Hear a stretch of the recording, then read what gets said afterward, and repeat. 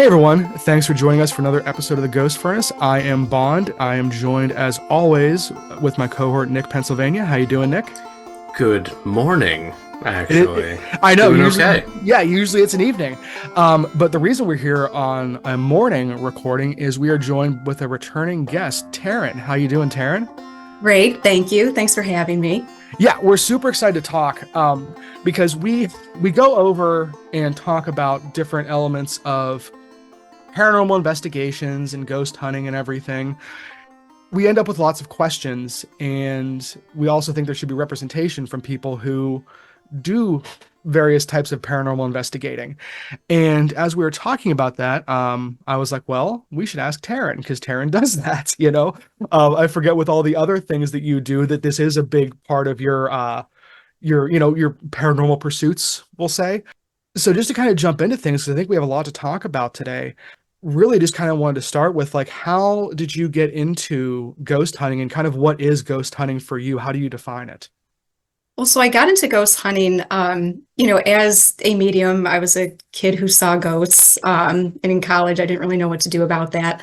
But in my early 20s, I joined this like big ghost hunting group on meetup.com Oh, of, wow. of, Okay. of all places, when that Blast was from the a thing. past. Yeah. Yes.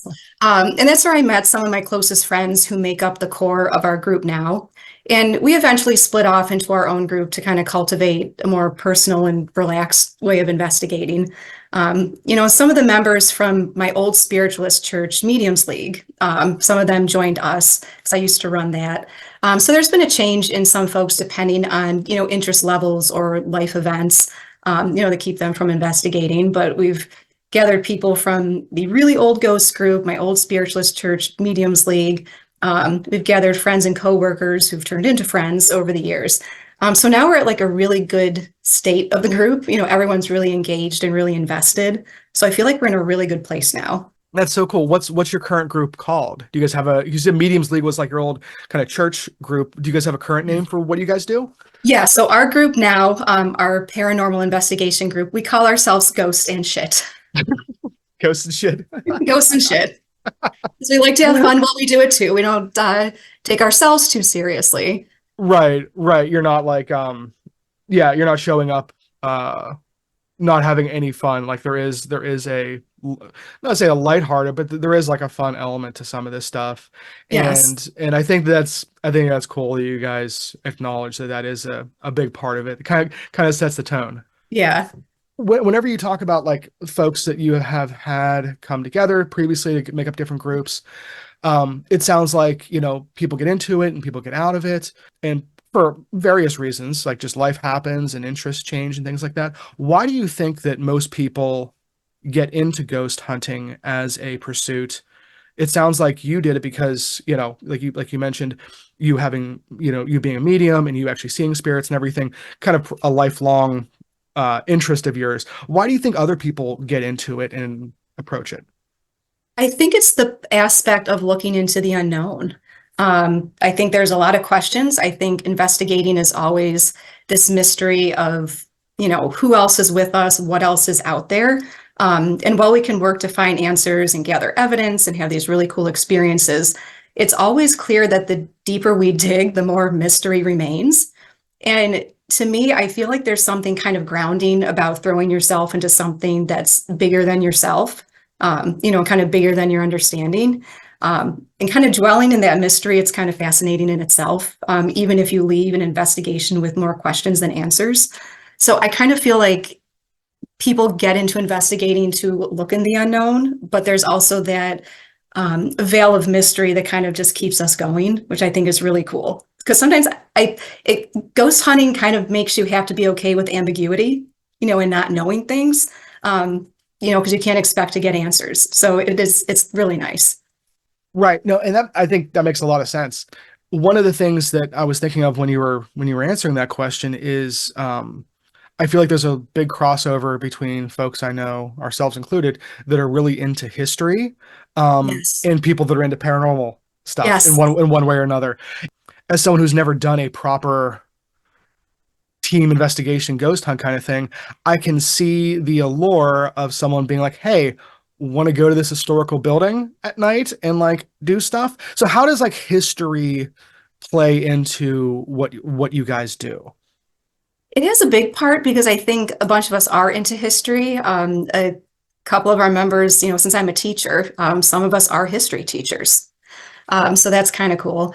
So I think like history plays a part in that we're looking for investigation locations that maybe are older, have that history, although not always. We're not always looking for an old place.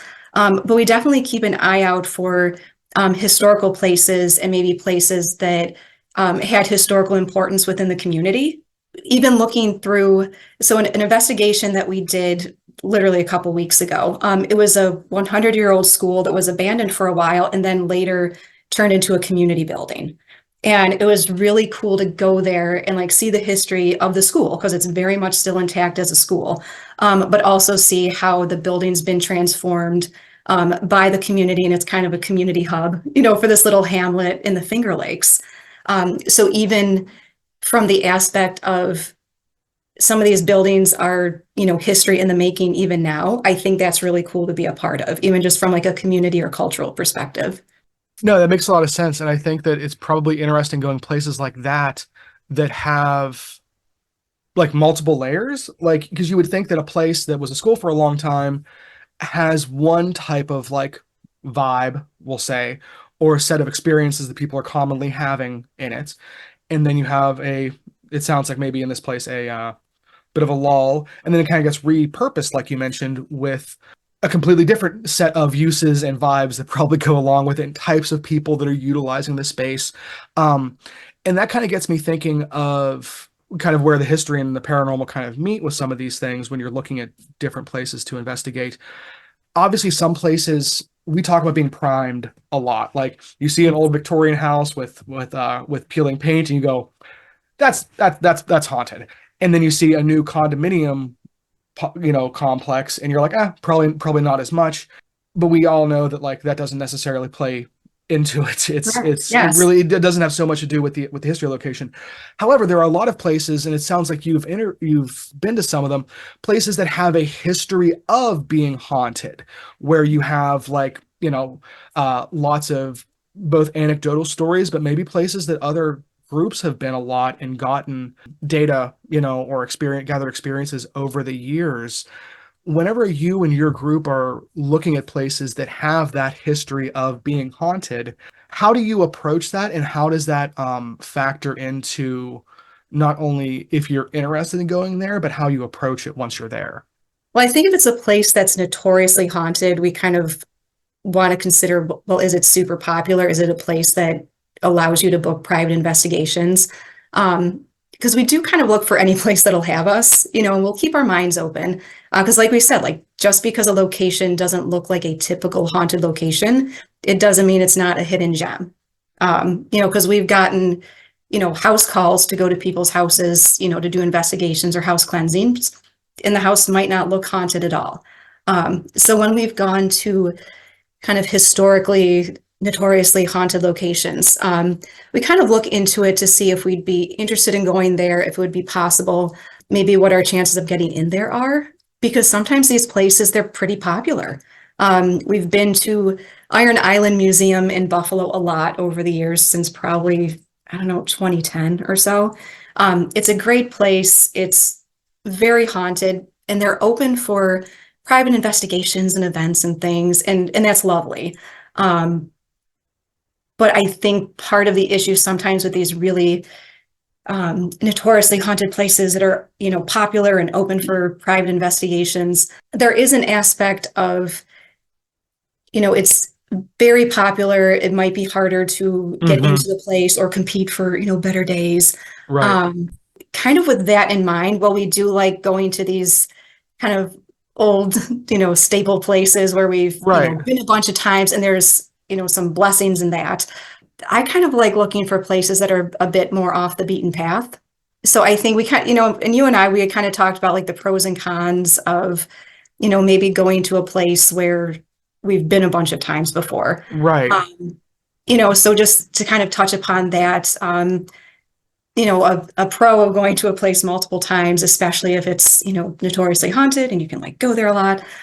You can get more familiar with the location and its spirits. You can create a baseline for investigating, and build onto that upon years of subsequent visits, because we've done that with, Iron Island Museum and a couple other places that we've been going for, 10, 12 years plus.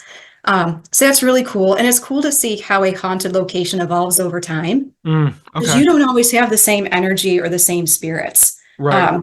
So sometimes we've gone to a location and we're like, okay, those spirits are gone. It's kind of evolved into something else. That can be really cool.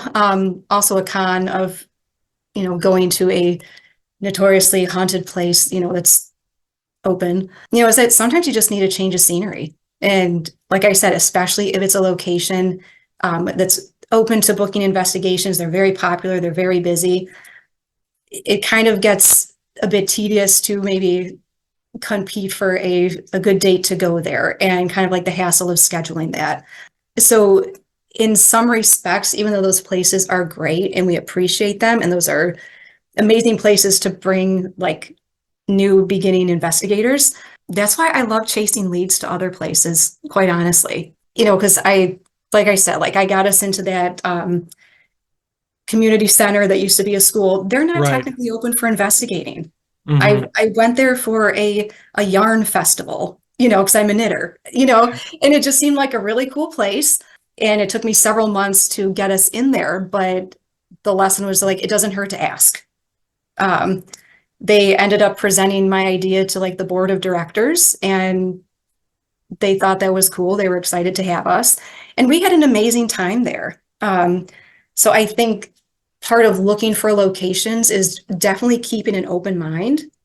Don't just look for the places that are, notoriously haunted and open to private investigations. If you find a place, just ask.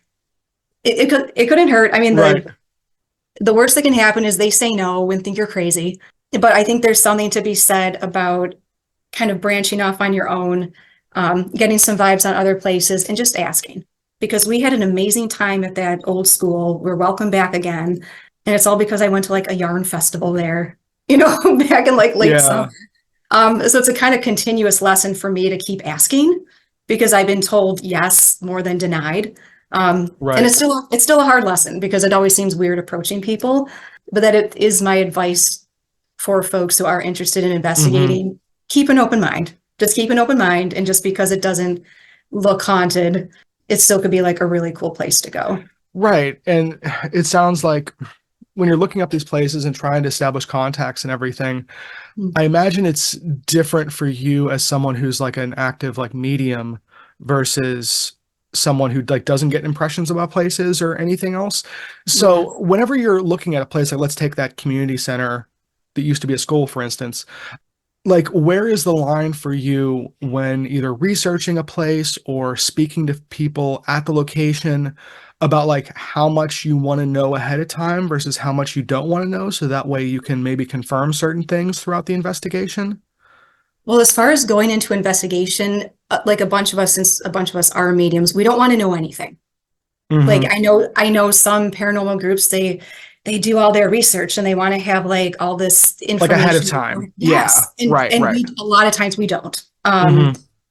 We prefer to go in there cold. If it's a new place for us, we do as little research as possible, just from a mediumship perspective.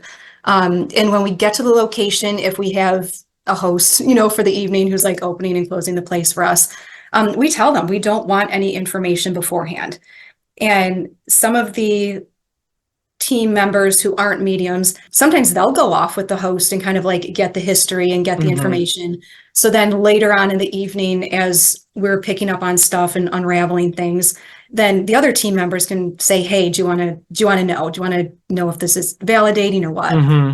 So it's Yeah. probably not what other groups do. I imagine other Mm. groups probably do a lot of research and they want to know the history because that helps them create a baseline. Right. But for us, we like to go in cold so it doesn't ruin what we pick up on our own. So we can kind of create the baseline ourselves and then ask later on and see if we can validate anything we get.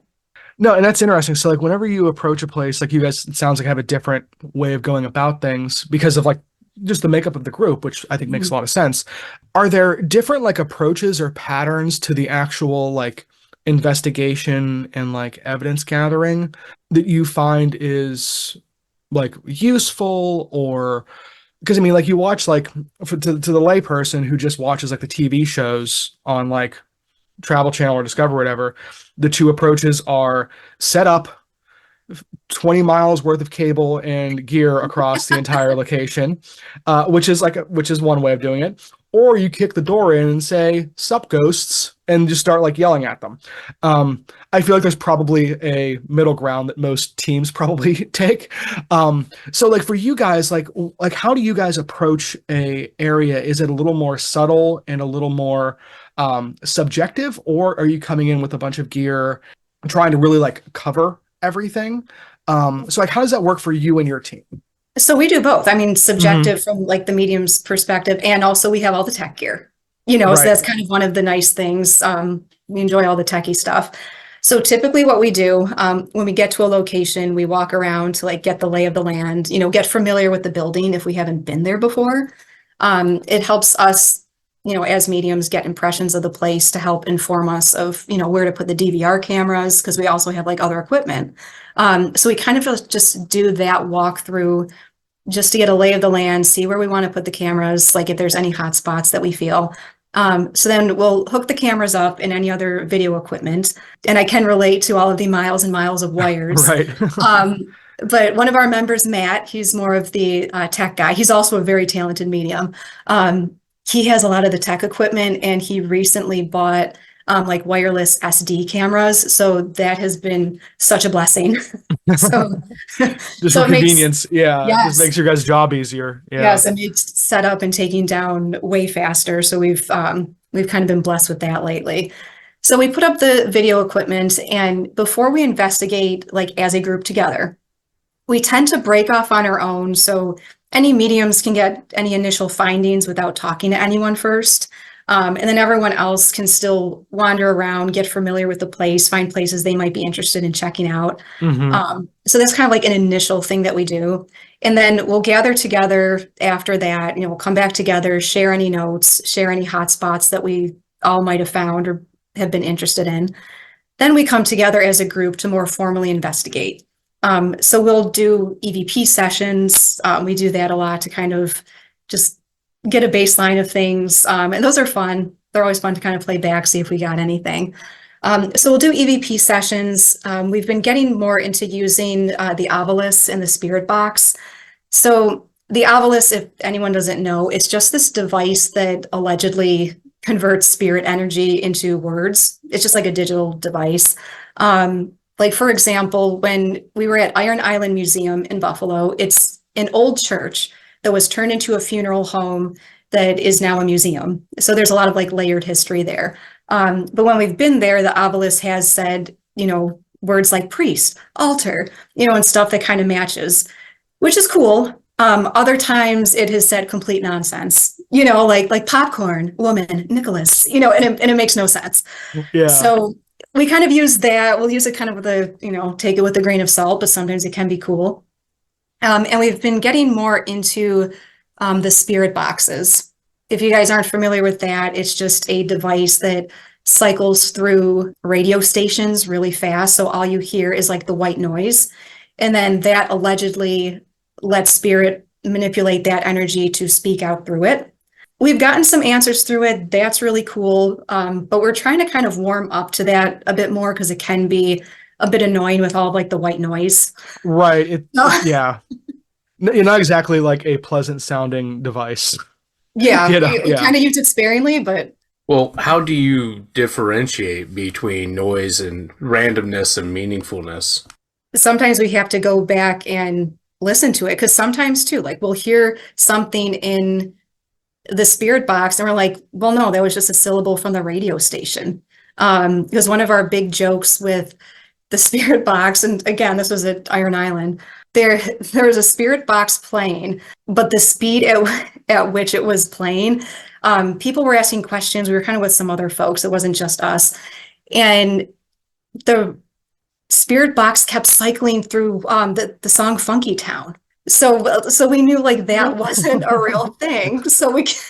They're Yeah, like, oh, how did you pass? How did you die? And all we would hear was do do do do do do right. do do. Yeah, and it's So just you have to be really just discerning with that, and that is one of the reasons why we've kind of used it sparingly. I think it kind of takes more practice to listen to that, see if what you're mhm, getting might be real or if it's just stuff to throw away. Because right. sometimes with the spirit box, I believe some of what we're getting is truly paranormal, but a lot of it we can't necessarily tell. And sometimes we're like, oh, hey, that sounded really cool, but was that fluff? We don't know. Right. So typically that's not evidence that we present to, say, like a homeowner or like the Hmm. location owner. So again, I mean, it's still something to maybe like practice and kind of have a deeper understanding of, but that's kind of where we are with it right now. Yeah, I mean that stuff's interesting because a lot of that, I don't know for sure, but I wouldn't be shocked if a lot of that stuff wasn't based off of like random number generators, which have a lot of options. That's why they're random number generators. Mhm. A lot of our computing is based off of random number generators. So we're the ones that kind of have to, it's the interpretation of device that can give it meaning, it sounds like. And like, Nick kind of mentioned, I bet that that's a one, hard to do at the time, and B, that's probably why it's important to record this stuff because at the Yeah. time it might not seem significant and it might be, or it might seem insignificant. Then afterwards, you're like, oh, geez, I can't believe we didn't catch that Yes. at the time. Yes. Well, because that's why we had a moment at the school turned community center where one of our group members, Pam, she had picked up on a child who had indicated her name was Lily. And this was just when Pam was talking to her through, mediumship. And we were doing the spirit box session. Pam was asking questions, and she had asked in this session with the spirit box, can you tell us your name? And you hear a high pitched child's female voice say, Lily. And Oh, that was wow. so clear. And it was funny because that was like the one time in a long time where something very clear came through on the spirit box that we did not doubt. Right, right. And also to be said, that was probably the one thing of the evening that came through that we didn't doubt. Hmm. Everything else kind of had some ambiguity about it. Right. And I imagine too, it's like the recording element, like as an audio engineer, the recording element is so interesting to me because really what you're trying to do is you're trying to both pick up EVPs, which are electronic voice phenomena, which is stuff that is showing up on the recording, versus what a lot of people refer to as disembodied voices, which is when you hear them, sometimes they're the same, sometimes they're not the same, though. Mhm. I hear just as many cases of people hearing something that doesn't show up in the recording, and vice versa. Now, when you guys are going through all this, like you mentioned, like reviewing evidence, do you guys do that like right after the case? Because it sounds like you do some of it like while you're there, you listen to stuff. How Yeah, does so that it's a mix. process tend to work? So when we have the EVP sessions, if we have time in the evenings, we'll listen back to them immediately to see if we can like catch anything while we're there. So then that kind of helps us build up on, some anecdotal data that we can, investigate further. So we try to keep our EVP sessions pretty short. We don't really like to go more than like 5 or 6 minutes, because then you have to listen back Hmm. to that all over again, so Right. that can take some time. So we'll do an initial listen back again, see if we can pick up on anything while we're there, so that can inform our investigating later. But usually after an investigation, we'll typically get together usually like a week or so after the investigation for an evidence review, just as a group. Typically, I'll listen to the EVP sessions beforehand to tag any supposed answers, to questions. So then I'll have we can have a more focused approach when we gather as a group. So our friend Matt, he's our resident tech guy. He'll put the EVP recordings in Audacity to help, enhance anything we hear. And he has like a multi-headphone audio splitter, so we can all be wearing headphones when we listen back to the audio. So we'll listen to them with headphones on, but also without, just to see if there's any difference. Because sometimes we catch things depending on how we're listening to it. Right. Right. We watch the video footage together. We look for any evidence there. Sometimes, if it's in like a specific room, we'll kind of say like, hey, this person is focusing on like the doorway or someone else is focusing on the corner. And we don't have like a super formal approach to doing the evidence review, but we just try to get through everything because sometimes there's so much footage, especially like the video footage. So it can be long, and sometimes we don't get to all the footage at once, but it is nice when we can like go through everything together, get a fresh perspective with like new ears. Because sometimes the members of the group who weren't at the investigation, they'll come to the evidence review, and they'll let us know if they heard anything or didn't hear anything. Because sometimes we can like gather more things or throw stuff out. So that's kind of nice. Then usually like when we have gone through everything, any like potential evidence and any stories, we can go back to like the homeowner or the host of the location if they're interested, and sometime that entails meeting up with them again, or we can just like send them the evidence and say, hey, what do you think? Does this match up to anything you've heard?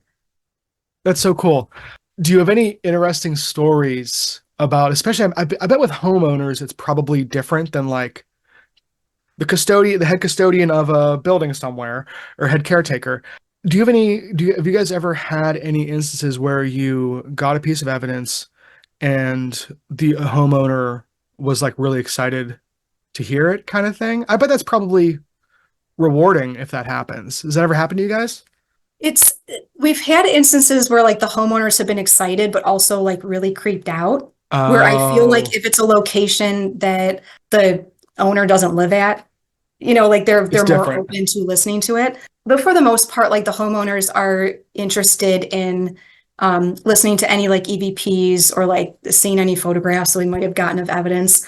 So I will say for the most part, they're open-minded, or else they wouldn't have asked us, to come into their homes and try to find that. In the first place. Yeah. But sometimes when we present information to a homeowner, I think sometimes we have to do it with a maybe more softer and empathetic approach, maybe not as excited and gung ho as we would be with, say like the folks at the school turned community center. Yeah. Yeah. Because we have to kind of like gauge maybe their reactions or what they're kind of open to since they have to live there. And so that kind of the whole gauging thing and bringing that perspective leads me to a question that I know we've talked about before, and I really want to get your thoughts on, is the idea of like ethics around ghost hunting. I mean, obviously, it sounds like your group obviously is approaching it from a very like, curious standpoint, but you're also trying to help people when you can with gathering Yes. the evidence and everything. But I've always thought there are quite a few things in ghost hunting that could be ethically just like complicated if you're not like coming at it from the right way. As far as like respecting the locations, respecting the people who currently live there, and like also if these are ghosts, which are like the spirits of dead people, should we not also bother them, kind of thing. So for you guys, how do you approach some of those not dilemmas, but just some of those questions to make sure that you're approaching things in a good way for you and your Yes. team? I mean, like that's very valid. We kind of consider ourselves to have a more ethical approach to investigating instead of just going into a location, gathering evidence, and leaving. If the spirits need help, especially crossing over, we do that. We don't go into a location, talk to spirits, and get an EVP, that says someone needs help, and then just leave. So if we get indication from spirits that they need help, if they are stuck there and need to cross over, we will cross them over. We're not going to leave an investigation, leaving people, leaving spirits high and dry, if anyone needs help. Right. So again, if we're approaching this as these are the spirits of deceased people, and you get somewhere and you find that someone is there, you're Yeah. not just like kicking them out. No. You're not just like coming in and being like, be gone. You're trying No, to communicate. we'll ask them. We'll ask them, we Right. say, do you need help? Do you want to be Right. crossed over? And if so, we can make that happen, because we just remember that these spirits, they were once living people, and you Right. need to honor that humanity even after death. Right. And as far as ethical investigating too, I mean, kind of going back to the location, we respect and honor the historical aspect of a location, and its importance in the community, just respecting the Right. space. Because I feel like there's some locations that are, open to investigations, and then they have issues with people like disrespecting the space. Right. Right. So we try to treat it, as, hey, we're in someone's home, Hmm. and be as respectful as possible. So I feel like there definitely is a responsibility as an investigator to go in a place with as much respect as possible, honor the people who once lived there, do not provoke anyone. I Right. know some Right. people they bust in and then try to like, provoke and bring on, this certain level of aggression, but we Right. definitely don't do that. No, it doesn't sound like you guys do, but I think that's interesting that like that you guys have had to even, I'm sure, have those conversations with yourselves around in your group and also when you're going places, have to make sure that you're putting out the right, setting the right expectations for the homeowner or the caretaker or whatever, and then also coming into a space with the right attitude and approach. And I think that's something that doesn't get covered as much as it should when talking about ghost hunting. I Yeah. think a lot of times it's very just like, here's the here's the hard evidence, here's the stories, here's the jump scares and the LOLs, and that's it kind of thing. Uh, That's honestly what drives me nuts about a lot of the paranormal investigation shows. Because mhm. they say, oh, we want to help families and, help them feel comfortable in their home, but they present evidence to, the homeowners, but then that's it. They don't necessarily always offer solutions to the homeowners Right. or help the ghosts move on if that's something that Hmm. they're open to. So sometimes I watch these shows kind of wishing they approached it a little differently. You get that in other elements of like paranormal and history and everything. Like, I mean, anytime there's a location that draws people to it for one reason or another, you're going to have people who disrespect it. You're going to have people who don't approach it the right way. That's certainly not unique to paranormal investigation, unfortunately. But there are, I think, unique challenges that you guys probably have to grapple with, like you mentioned, not grapple with, but just be aware of to make sure that you're being as mindful as you ought to be. Speaking of like the evidence that places gather and being objective and everything sometimes, um, it seems like you guys have gathered a lot of really interesting evidence over the years in your kind of investigating career. So I know you've had we've talked a little bit about some different EVPs that you guys have. What we can do now, if you'd like, is I can play the EVP for everyone listening at home or in their cars or wherever they are, and then we can talk about where that came from and what you guys think about it. What I'll do is I'll drop that in right here. Are you stuck here? Are you stuck here? Are you stuck here?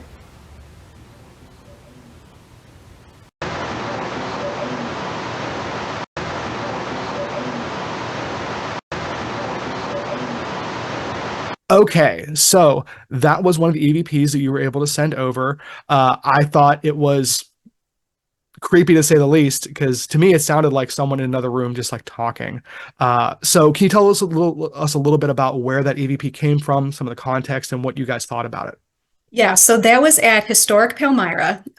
It's a historic museum in Palmyra, New York. They're kind of comprised of several different buildings, like on one street. So you can go to the different buildings, and they have like historical artifacts and an old general store, and it's really cool.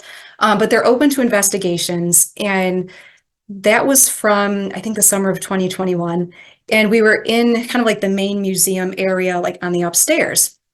And when our group was there, the only other person outside of our group who was there was the woman who's the director of the museum.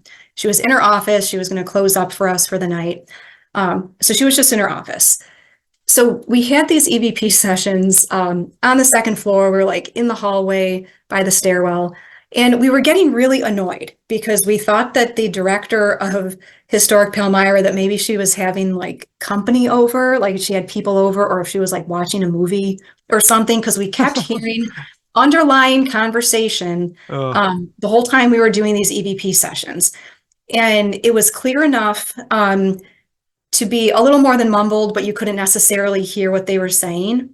So we were like, well, maybe her husband came over to like drop off like a late night snack, like maybe she's watching something on her laptop.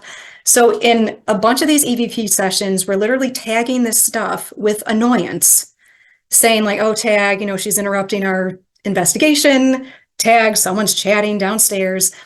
And we were just assuming that it was probably like human conversation. And so we were just annoyed. But we were hearing this underlying conversation the entire time. But then when we went back to listen to the EVP sessions, it was answering some of the things that we had asked. Now, when we were done with these EVP sessions, we went downstairs and we asked the director of this place, hey, like, did you have people over? Did someone come over? Were you watching something on your laptop? And she was like, no. She was like, I've just been here in my office by myself, like doing some work. So we had played the EVP sessions for her, and she was just kind of astounded. She was like, no. She was like, and I never heard any of this in years. What you had played, I had asked, are you stuck here? And then this guy with like this flat affect goes, I'm not stuck anywhere. Which I never heard when, like, in real time when we asked. That's so weird. So this falls into that camp of true EVP, not a disembodied voice or something along those lines. So you guys didn't hear that. That's so wild. We did not hear that in real time. We just heard like mumblings of conversation and then got annoyed. Thinking it was just real people. Because I was certain that all of our EVP sessions at this location on that night were just going to be ruined, just like throwaways. Because like what that does is like it makes you feel like there's more going on in a location than what you're perceiving with your other senses and everything. That's kind of spooky, and that's one of the pluses of going to a location over and over again, because we've been there, throughout the years. And we always will find something like a little bit different, or like uncover layers of something else and like focus on maybe something that we haven't really experienced in like 5 or 7 years over there. So that can always be really cool. It always kind of creates some data and expectations for us. And again, it's also cool to bring in new investigators because we know that we can kind of count on that location for like giving us something. And I think that it's interesting, like, so when you're bringing a newer person in, obviously that's a new, different energy, different vibes, whatever. It changes the team dynamic. It changes the place a little bit. If there's anyone out there who is considering getting into ghost hunting, but is worried about like joining a group, assuming they find a group that like, is, on par and like they jive with outside of an investigation, are there any like best practices for like going to a place for the first time, either with a group or with you joining a group? Well, I think as far as joining a group, if you're completely new to investigating or not new and just looking for a new group, chat with different groups and see if you gel with them, even just on a regular human level. Because you can meet some really cool people in the paranormal community. Other times they might not really align with your personality. Right. Maybe their investigating practices aren't really on point with what you would personally do. So I would say, don't be afraid to like reach out to groups, ask if they're accepting new members, if they're open to like, showing you the ropes. And try out going out with some of these groups if you can, and just see if you gel with them. Because I think sometimes some of these established groups, they're kind of more set in their ways of like how they investigate. So if their vibe is not your vibe, no hard feelings on either side. See if you can find something else. So that would kind of be my advice, because I think so much of investigating is community building within your own group, kind of like the social aspect. Because we're all friends outside the group, like we all hang out. Everyone's like a joy to be around.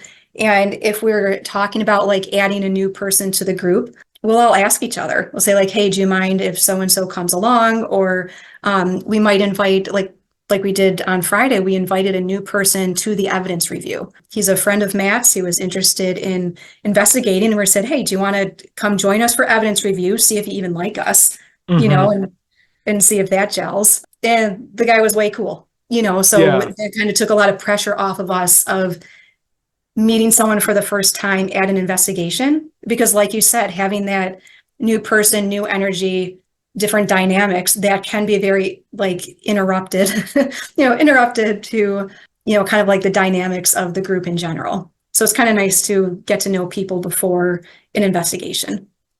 going back to something you mentioned earlier that kind of got my brain thinking about going to the same place multiple times and almost building like a body of evidence almost. Do you have any like even anecdotal examples of going back to a location and like either running into the same spirit multiple times or gathering the same type of evidence like two times in a row or anything like that? Does that ever happen, or is it over like a longer scale?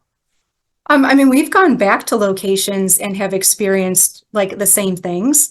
And for example, I'm going to mention Iron Island Museum again. Mm-hmm. When we've been there over the years, there's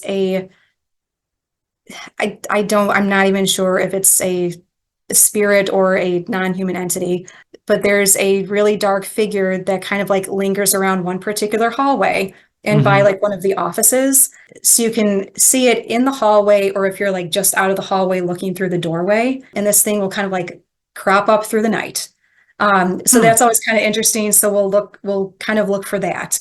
Right. Um, yeah, and then sometimes we've been to a location, multiple times over the years, and spirits that we've encountered, you know, 8 to 10 years ago, they're no longer there. Mm-hmm. So sometimes there's some stuff that we Really? just can't, yeah, and we can't recreate that. We can't ask them to come back. But then there's like different spirits and energies there. That's fascinating. So are some of these places you think like that are like historic, especially have people that like move in and out of them almost like they rent for a while, then they go somewhere else maybe? That's a fascinating way of kind of framing that, I think. Why do you think that is? What do you think is happening there? Why does that happen, maybe, in your opinion? So in my experience, some of these places where we've been, where it kind of seems like a rotating door of spirits over the years, sometimes we've encountered portals, Mm-hmm. and it kind of makes an easier way to travel for spirits. Other times we've been to places where things have really just stayed the same. And I will say, years ago, we went to this town hall that was like deep in the Finger Lakes, and my dad at the time, he was a sheriff deputy for the county, and him and the other officers, they would go to this town hall, in the evening to use the bathroom, like after everything was closed, and it freaked them out. So all these like manly officers, they couldn't stand being there at night. Right. Um, so that was kind of like the anecdotal stories of like what they would hear. I had asked my dad, I'm like, do you think we could get into there? He knew the town supervisor. He helped get us in there. So this town hall, like that was a really cool place. But it was kind of one of those places where I feel like nothing changed. So it's like there were the same spirits there. And a Right. lot of the stories that we had, other people and even the town supervisor was like, yes, we've seen that lady. We've experienced that. Yes, that area weirds us out. So sometimes I notice there's locations that seem quite static. It's kind of in its own vacuum, or other places, like Iron Island, other places that we've been to that do seem kind of like that revolving door and kind of have that energy of like this like very transient nature. Right. And that gets into something we talk about a lot on this show for your Ghost Furnace bingo cards is like the distinction between like residual style hauntings, more intelligent hauntings, and then things that are probably more in that third category of like things that we're projecting onto a space or onto energy or masking or or whatever. How do you feel that distinction either A is incorporated into like the work that you guys do when you're approaching a location? Because I imagine like if it's like again a person that is going to be investigated differently than like something that is just a revolving tape playing over and again versus a place that is kind of like a blank slate. How do you guys approach that? And is there like a fourth mystery way of looking at this stuff that we're not thinking of? You know? Well, I think depending on the location, we try to like leave assumptions at the door. Okay. Like for example, so back in June, we were at this historic house out in Clarkson, which is maybe like 20 minutes away from us. It's this old historic farmhouse. It was really cool. It was a really nice place. We were very thankful to get in there. But I think you kind of immediately go in and make an assumption that like, the farmer's wife was there and, kind of already get this like canon in your head of like what could be there. I think sometimes we have to go into a location, not making assumptions of what you think you might find. Right. Because when we were there, we kind of like uncovered other stuff that didn't really seem to have to do with the farmhouse. So we try to like not get caught up in, assumptions. And sometimes too, we'll be at a location and again, like we take our investigating seriously, but we don't take ourselves necessarily that seriously. Right. So sometimes we'll pick up on something and we'll say, hey, did anyone pick up on this? Are you getting anything like that? Or am I just full of crap? We'll kind of like Right. confer. And if something maybe seems a bit off, we might just leave it for the time being. Right. Like that's probably an interesting element that I think that because it seems like so many other groups go into places probably with expectations one way or the other. And again, I'm not sure if that's necessarily always a bad thing, but it sounds like what you guys are doing is trying to be as objective as you can while still doing the work that you're trying Yes. you're trying to do. Because the community center that was an old Mhm. school, I mean, I know I kind of keep going back to that, but the spirits and energy that we found in that school, most of it had nothing to do with the school. Like the Right. time period that it was a school, we really didn't find spirit activity based on that. A lot of it was from like later years. Right.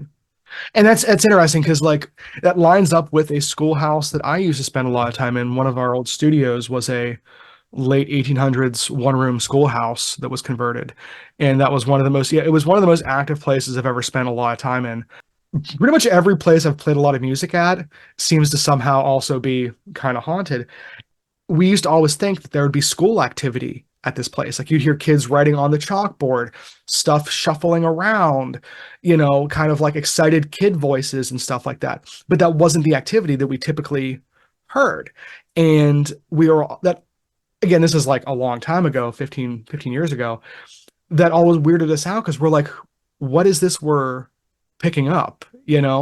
Because how we would get stuff a lot of times is we did a lot of recording there, and you would just get random voices showing up on these recordings.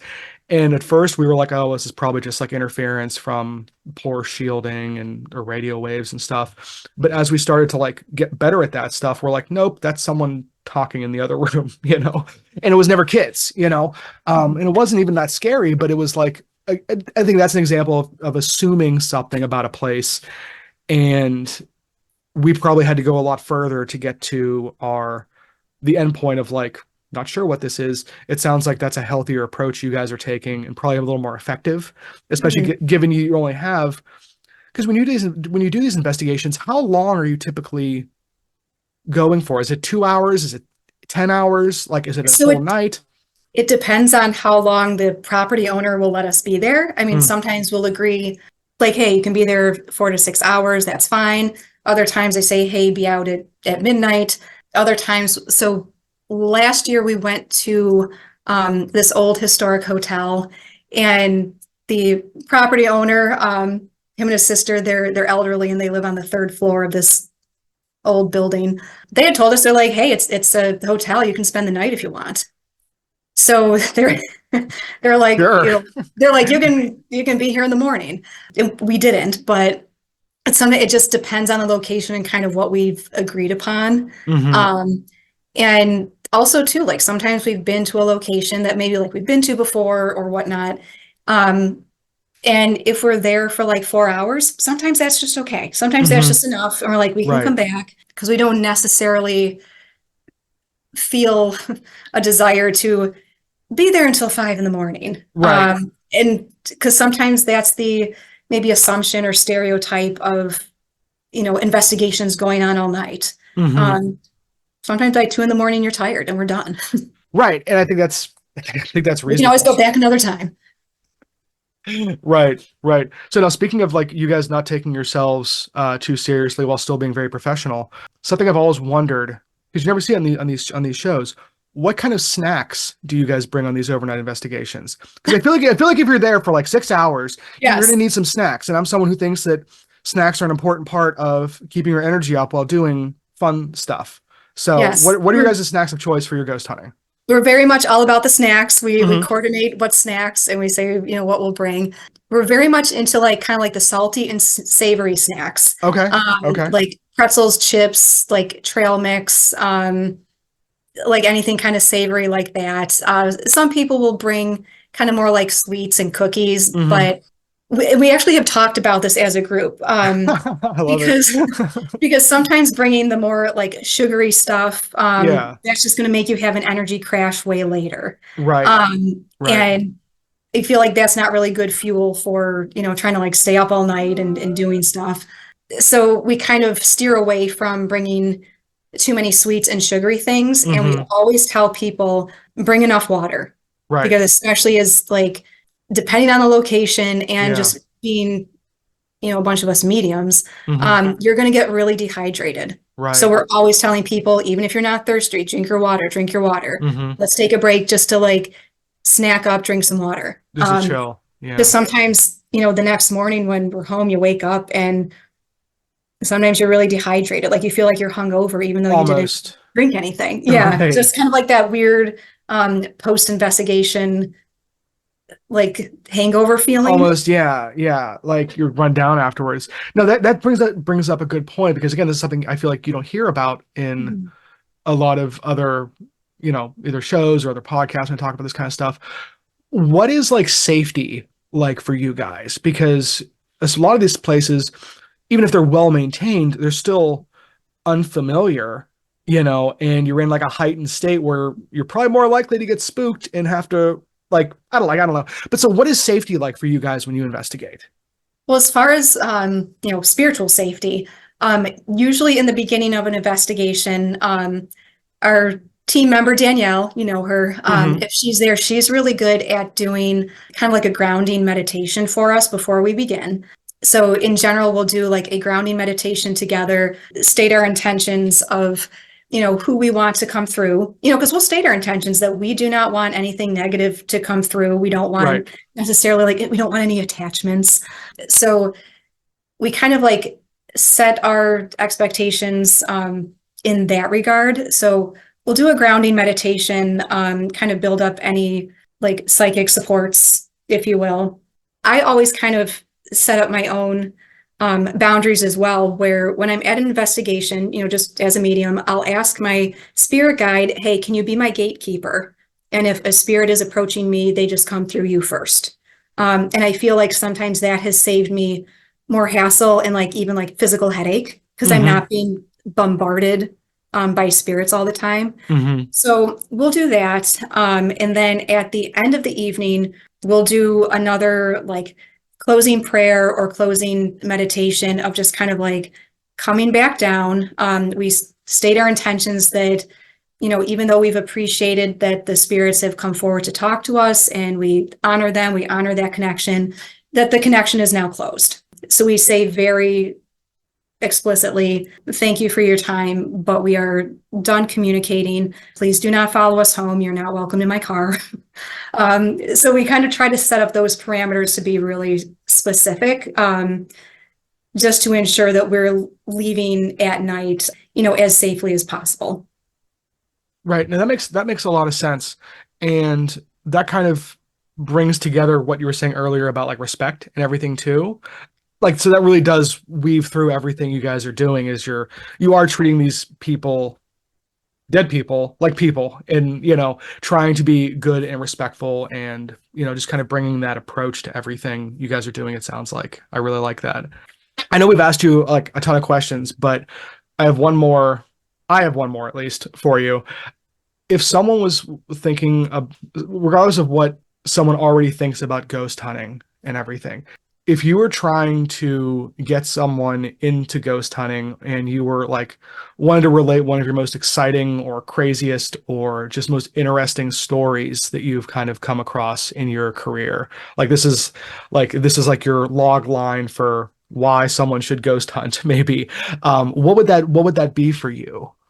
I think as far as convincing someone to ghost hunt, I will say I really don't try to convince people. If they're not really more minded to want to do that, if they're not really interested, I'm not really here to convince anyone.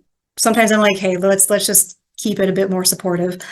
But like, did you want to hear any like interesting story or anything? Yeah, like what's like your most interesting or craziest, just like not maybe not craziest, but just like Yeah. what's your top story from ghost Um, hunting specifically?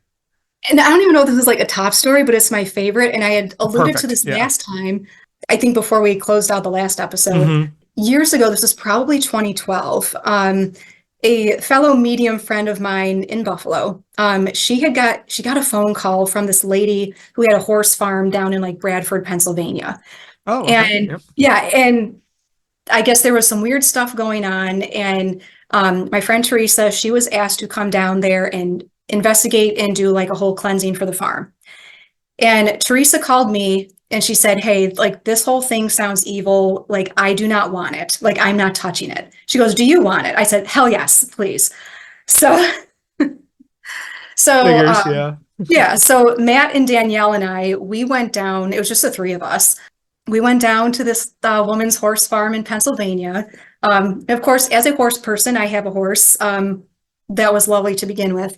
But one of the stories that was going on that kind of like sparked a lot of concern, like I guess the people who were boarding there, they were really creeped out. They were seeing things, hearing things. But some of the final straws over the last couple of years before we got there was that the farm was like losing like one horse each year, like due to like mysterious like Oh, wow. illnesses.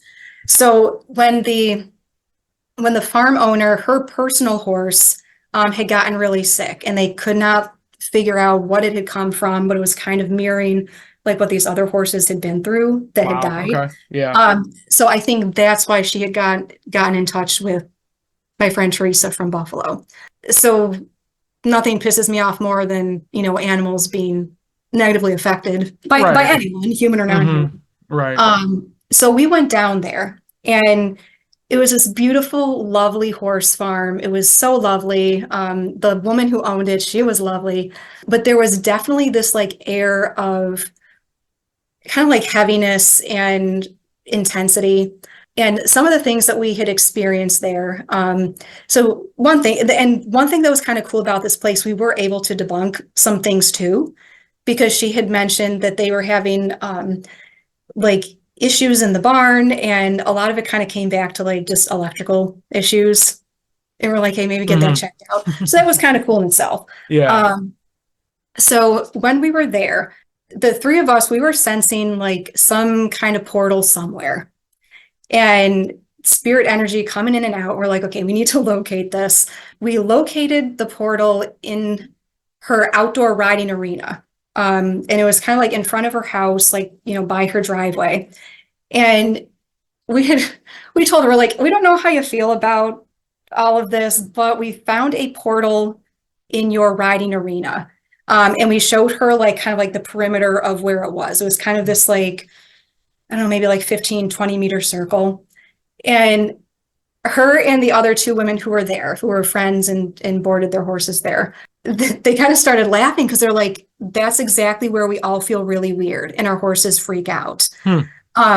So the barn owner, she was saying how sometimes the boarders would tack up their horses, bring them down to the outdoor ring, just feel super, super weird. The horses would start acting up, and then they would just give up and go back to the barn and untack and put their horses away. Like it wasn't even worth it. So that was kind of really validating because we could connect a lot of the things to this horse farm to what other people were experiencing, not just the homeowner. Right. So we closed that portal, and we also closed another portal that was a little bit in like another pasture.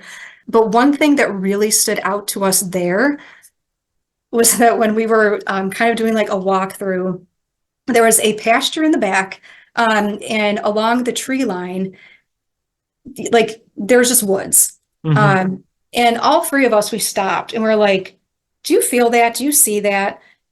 There was, and it's still weird explaining it because it sounds like so ridiculous, but we saw this like huge, weird, non-human entity. And it was like probably like 7 or 8 feet tall. And we had all described it to each other of what we were seeing, and we were all kind of seeing the exact thing. kind of like what it looked like. And Mm-hmm. like you'd see like it's like spinal cord, and it was really weird. So we found that really weirded us out. We went to go tell the farm owner, because her and the couple friends, they're like, hey, we'll just leave you alone. We're just going to be on the back porch. Come find us. So we found them and we're like, hey, not to sound super weird, but we're like, we found this really negative non-human entity, and I won't call it a demon. I don't really want to give it that power. I don't know if it was a demon. So we just explain what we found, say like in that back pasture, and that it mostly lurked in this specific tree line, that was kind of on like the right-hand side. Mm-hmm. So all of them, they're like, oh my God. They're like, when we mow that pasture, we cannot look into the woods. Hmm. So one of the women, like she was saying how she would be like mowing in the pasture and then would specifically like look away from the woods, or they just wouldn't mow over there. They're just 'Cause it weirded out by it. Yeah. Yeah. Yeah. So that was kind of one, I had never experienced a non-human entity to that degree on an investigation, like a negative one. So that was kind of validating because everyone had mentioned that that was such a weird area. Right. So we got rid of that non-human entity. We were able, and I know this sounds really fantastic, but we were able to put him back in one of the other portals and then close the portal. And this was like kind of a whole thing. And again, that would kind of be like another conversation of how we That close whole portals and kind of do some process. of that. Yeah. Yeah. But that was a really cool thing. And I feel like when we left, everyone was kind of mentioning that the place already seemed better. And I still keep in touch with this woman. And she had mentioned that since then, like her horse got better. They've had no weird health issues with horses ever again. People weren't weirded out riding in the outdoor ring. So that was really validating, because not only was it like a crazy place to be and it was just amazing to be around horses, it was really nice to still get updates over the years and still chat with her. And her Yeah. tell us that, nothing like that happened again. That's so interesting because it's like, even if you take a like skeptical, like a very hardline skeptical approach to like that story, the fact that you've had contact with the homeowner and like things have gotten measurably better since you guys did whatever you did.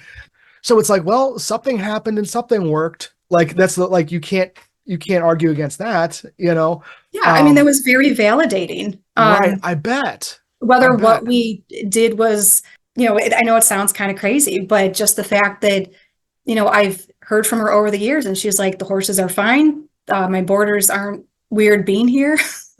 Right. And everything was okay. And horses aren't getting like, sick. Yeah, exactly. Yeah, to me, that was very worth it. I bet. That's wild. That's a pretty wild story. So that's like the top end of that spectrum, or that meter right there. Jeez. But again, I think that's such a fun story because you got to actually help somebody and help some horses and help some, like. And that's what we like to do. I feel like a lot of our motivation for doing like the home investigations and house cleansings, like, is to help the owner. Like if they feel uncomfortable in their own home, if we can help reverse that just makes it all the worthwhile. And I will say, we don't charge for any of that. Like if someone asks us to come investigate or do a house cleansing, we are not going to charge for that at all. We don't charge for anything to begin with. And sometimes when the homeowners are like, hey, we need to pay you something, we're like, just pay it forward. Like, just do something nice for someone else. Just pay it forward, because we're not making money out of any of this. Yeah, that's not why you guys are here. And I bet you guys do a lot of the, like, going to locations and everything and doing those investigations of like historical places and everything. Is that sometimes almost like practice? I mean, it's fun, but that's maybe practice for like the times where you do like get called on to help a friend out in a situation. It definitely can be. Yeah. It can be, because it's kind of like, if we are going into a location that we like asked to go to, we don't got permission to be there. To me, it's more low stakes. Where we can kind of like maybe experiment with like, other kinds of methods or whatnot, where we don't feel the weight of, trying to like help an entire family. Right, which is fair. Yeah, You that's some serious pressure. Yeah, Yeah. So sometimes like helping folks in their homes is amazing. And it is so validating. It is what we do. I'll come home feeling totally exhausted, mentally trashed. Right. But it's a very lovely thing to do. So that's why sometimes when we can investigate a location that we asked to go to and got permission for it, sometimes that is kind of like the more fun aspect and low stakes of it, where there's just not so much riding on our shoulders. That makes sense. I think about when I feel pressure over like certain things like that. That's like there's not a spiritual element to it, like yeah. But I mean, I think it's great that you guys do that, and you guys have like that spectrum of type of work that you're doing, whether it's a little more for fun or academic purposes, or whether it is has more some service-minded. Right, exactly. I think that's really cool. So that's pretty much it for the questions that I had for you today. Unfortunately, Nick was having some technical issues and had to drop earlier, so that's why you guys haven't been hearing from him. But is there anything that we didn't cover today that you feel like we should with this audience? I don't know. I mean, I feel like we covered a lot. I think there's always more ghost stories to tell Right. and tales of investigations, which will, have to happen another time. But I think we did cover a lot of things. I think so too. I really appreciate obviously your friendship, but you coming on here today and sharing all this with everyone, because we do get a lot of questions from folks about people who do these investigations and it's something we talk about a lot. So I wanted to just make sure that you all were represented on here, Yes, which I appreciate. Yeah, absolutely. Well, thank you again, Taryn. If anyone out there has any questions, has any stories you would like to share, or anything on those lines, you can reach out to us at the Ghost Furnace at either we're on Facebook, we're on Instagram, or the Ghost Furnace Podcast at gmail.com.